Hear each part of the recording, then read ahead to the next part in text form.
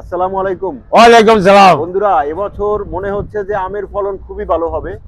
শহরের চাষি পেজের প্রজেক্টে কিছু আম গাছ আমরা লাগিয়েছিলাম, ৬-৭টা আম গাছ, যার মধ্যে একটা গাছে মুকুল ধরছে, আর একটা গাছে ধরতেছে না, আর একটা গাছে ধরতেছে। এটা হলো আমরুপালি। দেখেন মাশাআল্লাহ কত সুন্দর, হ্যাঁ মুকুল আসছে। ইনশাআল্লাহ পর্যাপ্ত পরিমাণ আম হবে। এই জোগাড় করতেছি। এখানে নাকফলজি গাছেও মুকুল আসতেছে, নাকফলজি গাছেও মুকুল আসতেছে, হ্যাঁ নাকফলজি গাছেও মুকুল আসতেছে। দেখেন আপনারা, দেখাও আম গাছটা ভালোভাবে দেখাই দাও, ঘুরাই দেখাই দাও। আমার শক্তি না এই গাছটা ফল করবার। টবের উপরে ছোট্ট একটা আম গাছে মহান আল্লাহ তাআলা কত সুন্দর মুকুল দিয়েছে, যে একটা ডাল নাই যেখানে মুকুল আসে নাই।